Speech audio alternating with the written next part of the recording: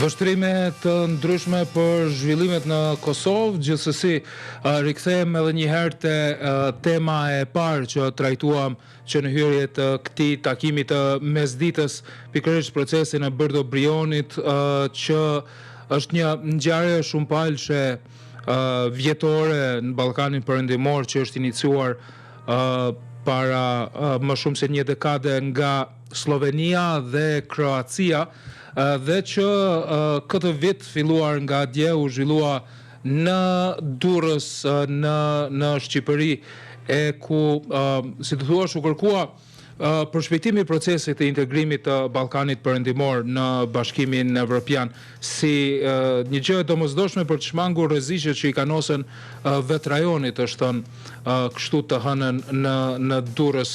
Ne po kështu kemi raportuar edhe për një përplasje në lidhje me Kosovën, ku sikur raportohet presidentja e Kosovës Vjosa Osmani, që merr pjesë në këtë ngjarje, tha se presidenti serb ka tentuar ta prish takimin duke drejtuar arrogancë dhe fyerje. Por një vështrim të zhvillimeve në Durrës në këtë takim të liderëve të Ballkanit Perëndimor, për një bisedë të shkurtër me shumë kënaqësi kemi drejt për drejt publicistin Ben Andoni. Unë gjatjeta. Përshëndetje dhe mirëmëngjes. Faleminderit shumë, zoti Andoni. Në parim, çfarë ndodhi në Durrës përte asaj që mund të jetë raportuar në mediat në Kosovë? Qartë, ju dini që çdo summit në organizimet e saj përgatit një dokument i cili lidhet me qëndrimin e përbashkët të pjesëmarrësve. Dhe zakonisht pjesëmarrësit, sepse ju dini summitet zakonisht i bëjnë burokratët dhe kryeministrat ose presidentët vetëm shkojnë që bëjnë atë ceremoniali dhe firmosen.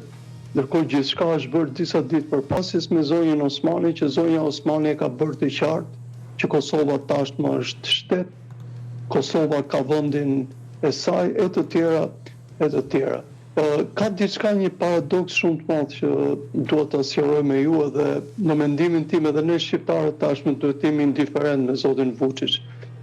Zoti Vučić e di shumë mirë që kur merr pjesë në një summit që është edhe Kosova si shtet, de facto, madje dhe de jure ka pranuar Kosovën si shtet.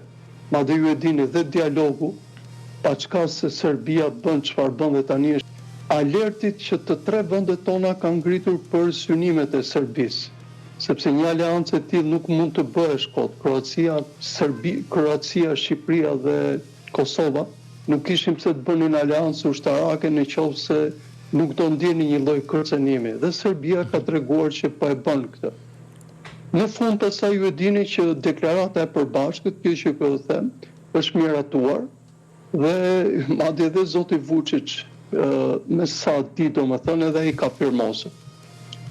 E qartë, është një çështje në lidhje me pjesëmarrjen e Kosovës në këtë summit të Berdo Brionit, mjaft e diskutuar gjatë ditës së djeshme, është fakti se 6 miliardët e BE-s për planin e rritjes vetë se kanë filluar të ndahen për shtetet, por jo për Kosovën, për shkak të dihet të situatave tona të brendshme këtu. Është parë me skepticizëm vetë pjesëmarrja e Kosovës në këtë summit. Është vërejtur diçka e tillë nga brenda, nga atje? Jo, vetëm gjë ka qenë, si të them, pjesa e paqartë me ekzekutivin e Kosovës, sepse përfaqësimi i djeshëm ka qenë përfaqësim presidencial, ndërsa ju e dini që përfaqësimin realisht të shtetit, përfaqësimin e ekzekutiv e bën individ të tjerë. Në këtë rast e bën qeveria tranzitore e Kosovës me zotin Kurti. Problemi shumë i madh është me këtë që ju e shtroni me të drejtë Bashkimi Evropian. Absolutisht. Zoti Andoni, unë ju falenderoj shumë që ju në kohën tuaj gjetët këtë mesditë që këto minuta të na i kushtoni. Faleminderit dhe ditë mbar. Ditë mbar.